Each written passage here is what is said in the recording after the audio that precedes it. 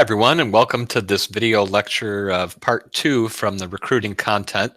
This will start with slide 14 in your notes on recruiting and then continue through the end, which I believe is slide 29. So we'll start here by talking about recruiting messaging, different approaches to messaging that we may send in recruiting. And you'll see on the first slide here, and also as discussed in your book, there are really different ways to think about the message we send candidates in recruiting. One approach is to use what's called realistic messaging, and you often hear the term, very important term, realistic job preview, to talk about the idea about whether candidates have a realistic appraisal of whether a job is suitable for them, and this involves knowing both the good and the bad points of the job. So in a realistic message, the workers are told both these are the positives and these are the negatives. And in this sort of situation, people may self-select out, but it's possible also that the best applicants may self-select out. They may see certain characteristics of the job as disadvantages and not see the advantages as strongly. So if unemployment is high or turnover is very expensive and you want to make sure and get just the right people who know the strengths of the job and are less likely to quit once they realize how the job actually is, then realistic job previews tend to work well. There's strong evidence that realistic job previews tend to decrease turnover and improve perceptions of person-organization fit. We could also talk about branded recruiting messages, which tend to emphasize the unique positive properties of the organization. They encourage people really to apply for the company, often more than the job or the position. The problem with these branded messages is they may set expectations too high and may not be very realistic.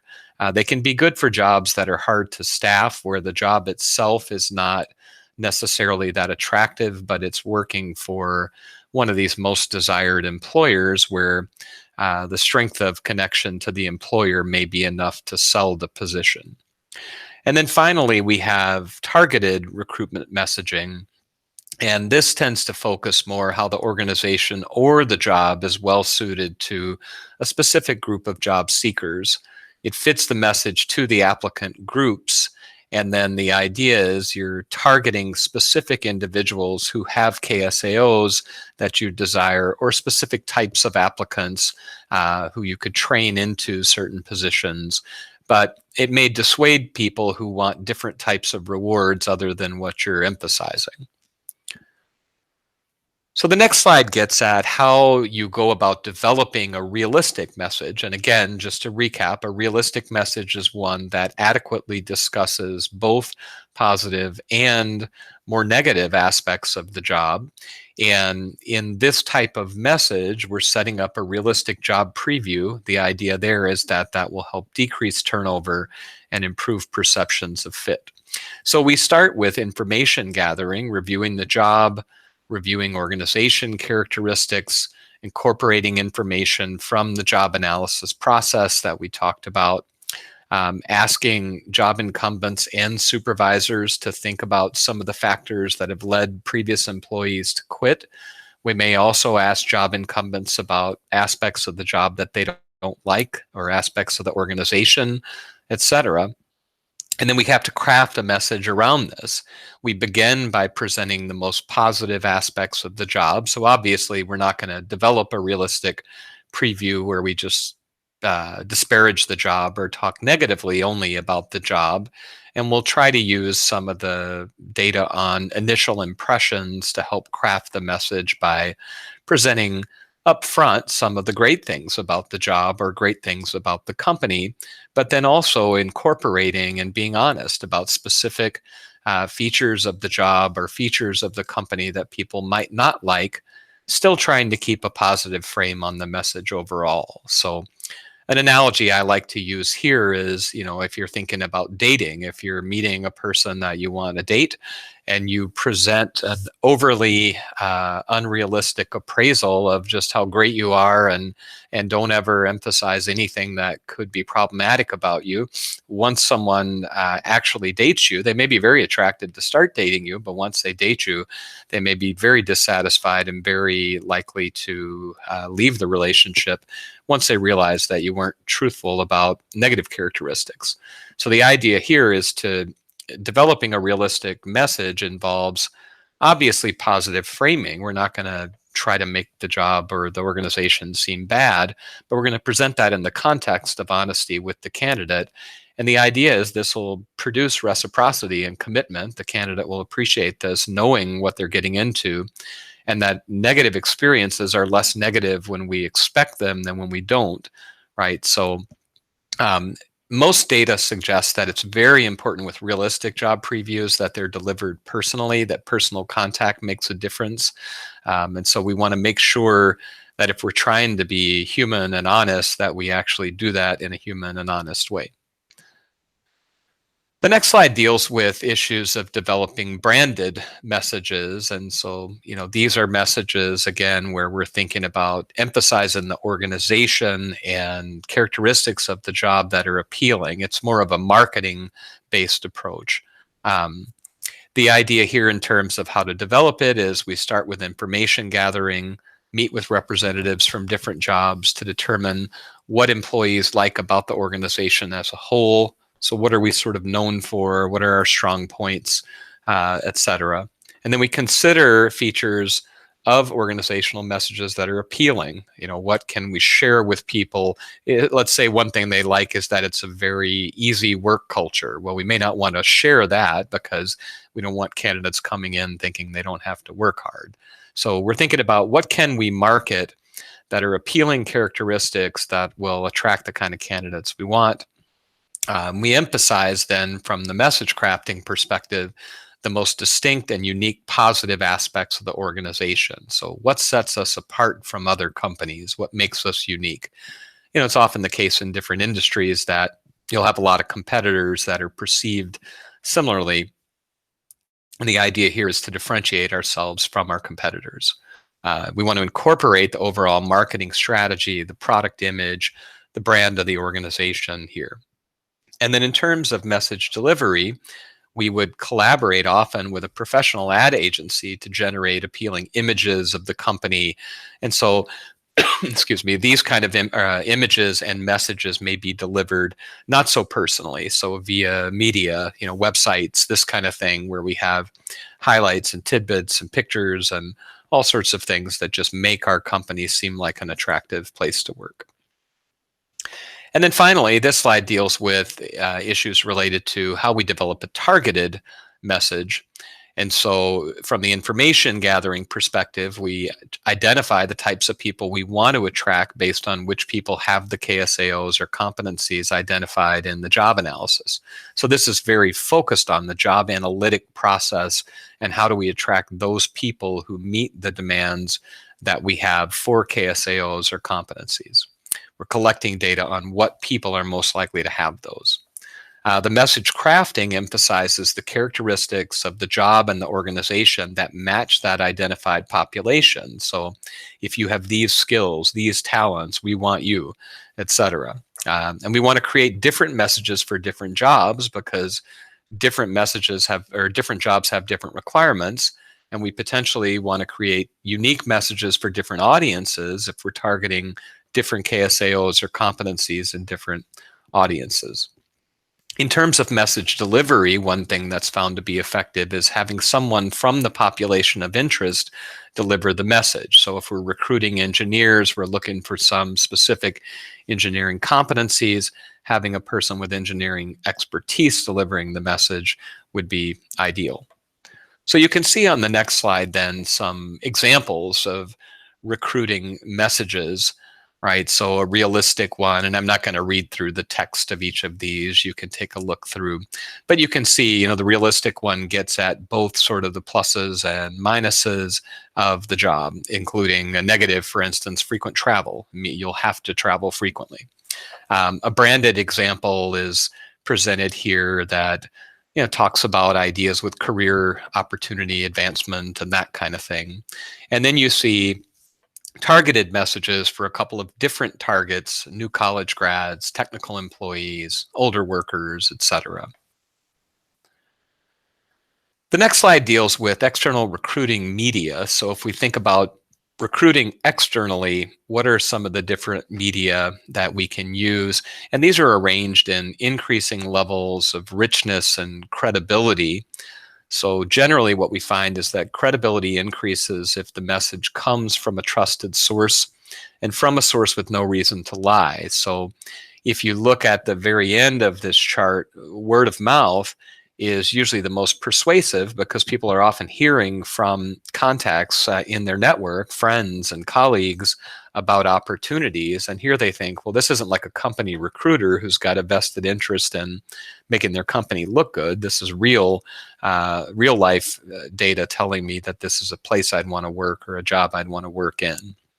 So you can think about advertisements, recruitment brochures, organizational websites, video conferencing that's used in recruiting, direct contact with recruiters, and then word of mouth. So the least credible sources often give us the biggest number of applicants. What we call yield is the number of applicants that are generated. And word of mouth, which is often most persuasive, often gives us candidates that are higher precision. That is because the person sharing the information has an idea of who they're matching the information with. We sometimes may get better candidates that way. So there's often a trade-off in recruiting between precision and yield, where approaches that give us high yield give us low precision, and vice versa. A good example of that, for instance, on the next slide would be online recruiting. So many of your companies, or if you don't work for companies yet, many of the companies you do work for eventually, or those that you'll use or try to, as you all are trying to gain employment over the next few years, you'll certainly very likely interact with online recruiting, some of the bigger online sites. And companies are more and more using this approach, with external recruiting in particular. And there's some advantages. One is that it's available to everyone, so it's very high yield. You can develop a posting and have that posting be viewed by millions of people in very little time. Some of the vendors build in automatic scanning software that can do some pre-screening, so the yield problem is reduced to some extent. They use a technique called spidering, where they can search for some keywords in the application materials, either filtering things in or filtering things out. Data suggests that online recruiting can improve speed of hire. That Capelli has done some research showing data that time to hire can be decreased via online recruiting. And it's also obviously very economical. It's cheap to post things online. And again, given that you get a lot of yield, a lot of applicants per dollar, this is economical to recruit this way. A disadvantage, this is one of those unique situations where an advantage is also a disadvantage, is that it's available to everyone. So you get low precision. Again, if any of you have ever done online posts, especially open online posts for jobs you're recruiting for, you'll find just massive numbers sometimes of unqualified candidates, especially if you're not paying for the higher levels of pre-screening. And that's really a lot of work. Sorting through resumes of unqualified people is something no HR person wants to do. A, because it's a waste of time, and B, because it exposes you to more opportunities for challenges to your decision making, legal complaints, that kind of thing, where a person was clearly unqualified, but you still have to bother to respond about whether it was a fair decision or something like that. It's also true that employment practices may become known the more information is out there about what the positions are like in your organization, the less unique your brand is, sort of in a way, in terms of people knowing what people with this position description do in your company. And the company loses control over information. It becomes difficult to figure out where your applicants are coming from, how they saw things, etc. So tracking sources is an issue. If we think about Internal recruiting and the media issues that are unique to it, these are usually dealt with via intranet, internal postings and email. So they're more official and credible in perception than things just posted out generally over the internet. That gives us high distribution with an inexpensive cost, so minimal cost. We also use direct contact a lot in internal recruiting. It's cheap, it's personal, we're leveraging existing relationships and so on.